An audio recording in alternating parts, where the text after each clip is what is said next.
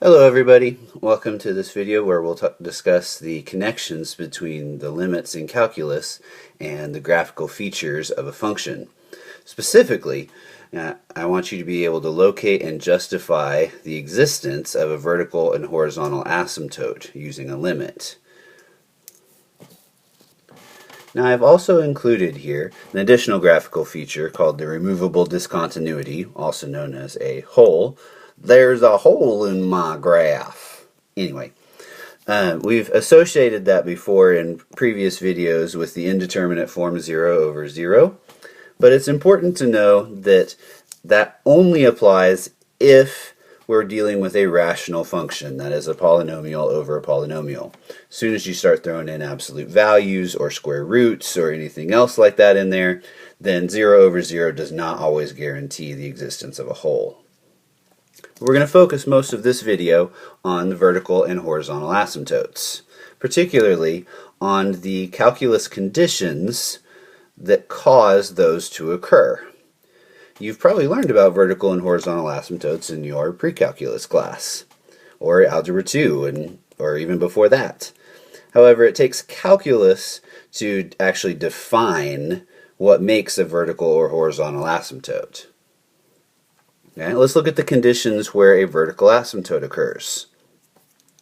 Okay, here we have if the limit as x approaches c from the left or x approaches c from the right on a function, if either of those limits results in the y value becoming extremely huge, positive or negative infinity, then we know that f of x has a vertical asymptote at that x value.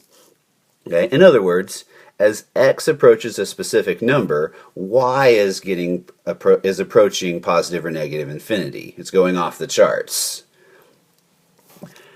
For a horizontal asymptote, it's the reverse.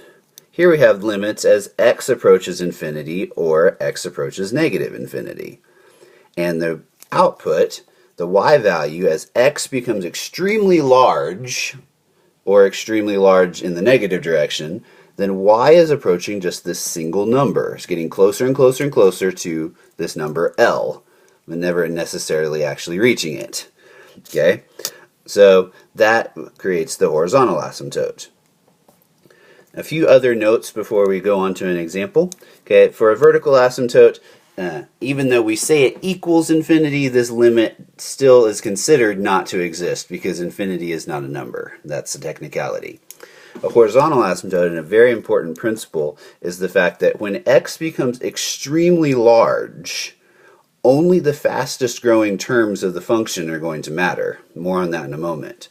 And also, it's possible for a function to have two different horizontal asymptotes, one at positive infinity, one at negative infinity. And it's also possible for a function to intersect a horizontal asymptote, elsewhere besides, as the function is going out towards infinity. We won't cover that in this video, but some of the examples we'll look at in class and we'll have that feature. Another important contrast I want to point out. Okay, we've associated that 0 over 0 for rational functions is associated with a hole in the graph. Okay? That contrasts with the vertical asymptote, where if I plug in a specific x value, if I get something not 0 over 0, that tends to imply a vertical asymptote. Okay? Take this as the reason. Here's an example. Okay, if I take 2 divided by an extremely small number, the number approaching 0, okay, I get an extremely huge number, like 20,000. So, as the number in the denominator gets really, really, really small, then the result gets really, really, really big. Okay? That'll help us identify vertical asymptotes here in a moment.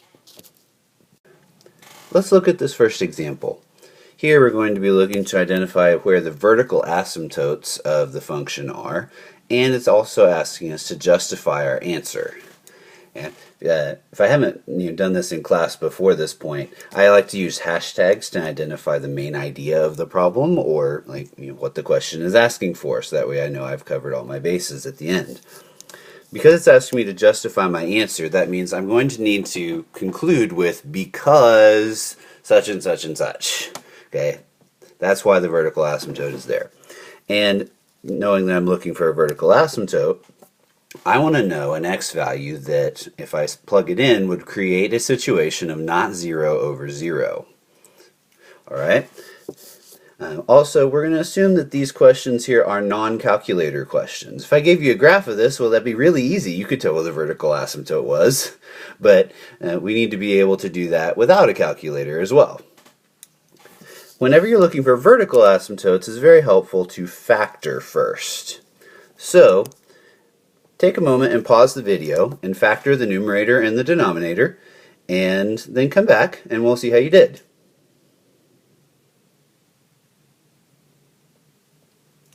Alright, you think you got it? Okay, so the numerator would factor into x minus 1 and x minus 2. In the denominator, I notice both of those terms are divisible by 2, so I could factor out a 2 first.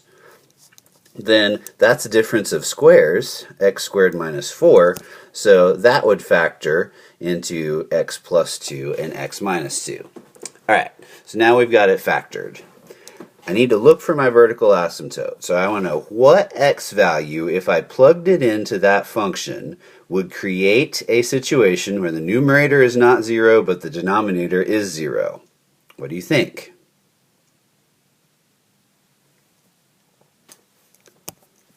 The x value is negative 2. You see it right here. If I plug in negative 2 to the x plus 2 factor there, then I'd be multiplying by 0, and the denominator would be 0. Yeah? In the numerator, that wouldn't occur. So I know I have a vertical asymptote at x equals negative 2. But what about x equals 2? I mean, I see the x minus 2 term there. What would occur there? Is that a vertical asymptote? Well, if I plug in 2, that would create a situation of 0 over 0. Both the numerator and the denominator would be 0. So that's a hole in the graph, not a vertical asymptote. What about the x minus 1 term up in the top? If I plug in x equals 1, the numerator would be 0, but the denominator would not. What happens then? Well, 0 over anything not 0 is just 0. So that would be an x-intercept, also known as a 0. Wow. Okay. Now I want to point out that this information that I just gave you there is extra info. I want it just to help illustrate, the point about holes and x-intercepts. It's really irrelevant for the problem that we're working right now because they just asked us about the vertical asymptote. All right. So we know where the vertical asymptote is. So I can say f of x has a vertical asymptote at x equals negative 2, but then I need to follow that with because and justify my answer using a calculus reason. You always need to use calculus in your reasoning because this is a calculus class and you'll be taking a calculus test. Okay? Well, where do I look to find that reason? Well, we're going to look back at the conditions that create a vertical asymptote in terms of calculus. Those are located after the word if right here. Okay, so I need to show that the limit as x approaches c from either direction, and then and it only has to be one of them, produces a positive or negative infinity. Okay, so I'm going to justify with exactly that. I'm going to say the limit as x approaches 2. I've chosen from the right. You can pick either one. It doesn't matter.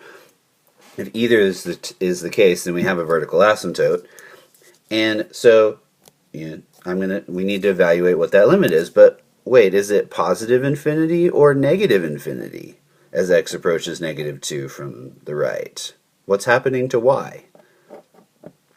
In order to test that and figure that out, okay, we're going to just determine the sign of a x value close to negative 2 on the right. If I'm approaching negative 2 from the right side, a value very close would be like negative 1.999. Now I don't actually particularly care about the true function value. I'm not going to try to do that in my head. What I really care about is the sign of this answer. Is it positive or is it negative? So notice I didn't include an equal sign there, right? So, like for example, this first term, the x minus 1 factor in the numerator, if I plug in negative 1.999, I would get a negative result. That's all I care about. What about the x minus 2 factors if I plug in negative 1.999? Both of those factors would also be negative. What about the x plus 2 factor if I plugged that in?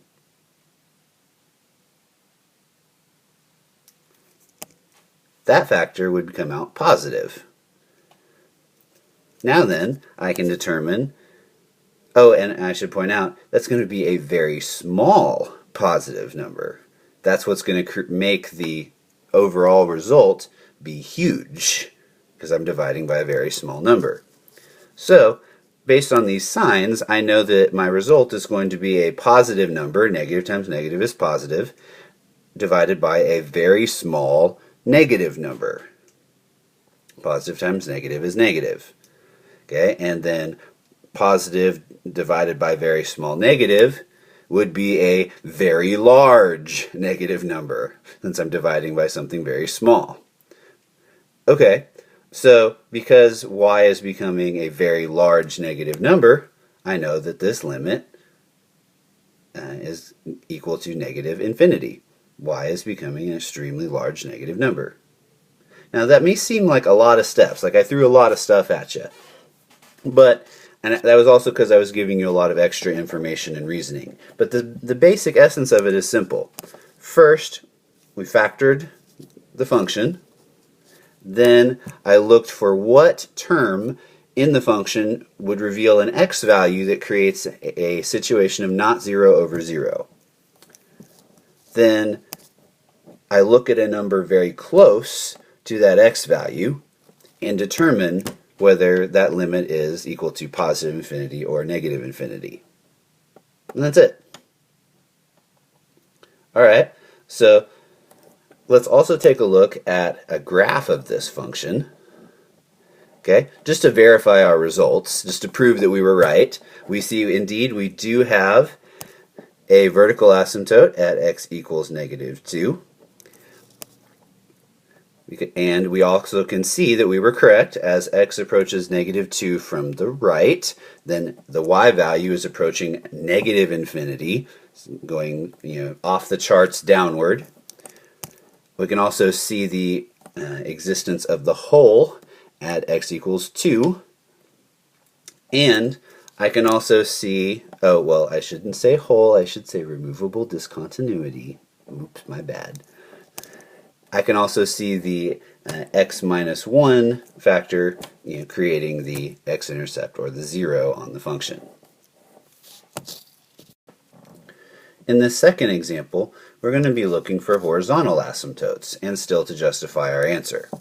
Okay? To look for the horizontal asymptotes, let's look at the conditions which create them. Okay? And we want, as x approaches a positive or negative infinity, then y is going to approach some number. I want to see if that happens. So in order to locate the horizontal asymptotes, I need to figure out what the limit as x approaches infinity of the function is, and also the limit as x approaches negative infinity of that function. But how do I evaluate those limits? Well, we're going to use the principle we highlighted before, that only the fastest growing terms of the function matter. So let me illustrate what I mean by that. Let's just kind of imagine plugging in an enormous number for x. Let's plug in 1 million. What's g of 1 million? That's pretty huge. So I would have 1 million minus 1 over 1 million squared minus 1 million. Well, so if you have $1 million and you spend $1, that $1 is pretty insignificant, right? And if you have, so 1 million squared is 1 trillion, and if you have $1 trillion, wow, I wish I did, and you spend 1 million, that's chump change for you. Okay, so those smaller terms that aren't growing as fast are insignificant. So hence, up here in the limit, I can basically ignore them. So by crossing those out, I now have x over x squared. Notice I still had to write the limit. It's wrong if you don't put limit as x approaches infinity still. Okay? The limits are equal, the functions are not. So, and then x over x squared simplifies to 1 over x. Okay, so I've changed my function quite a bit, but what is this limit equal to?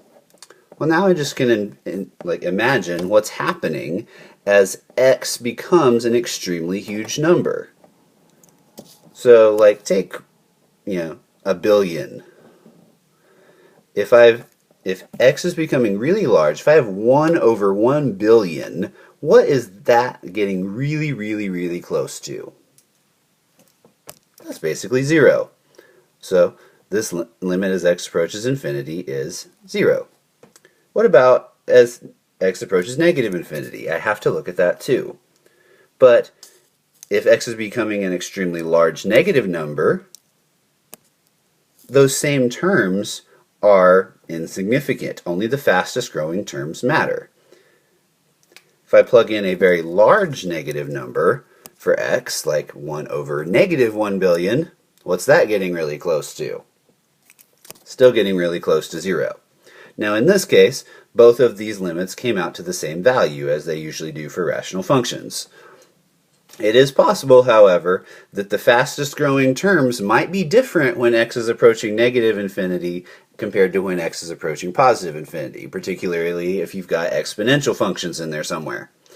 So in this case, we only have one horizontal asymptote because those two values came out the same. F of x has a horizontal asymptote of, what do I put?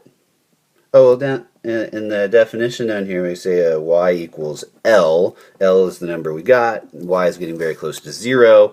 So it has a horizontal asymptote of y equals 0. What's my reason?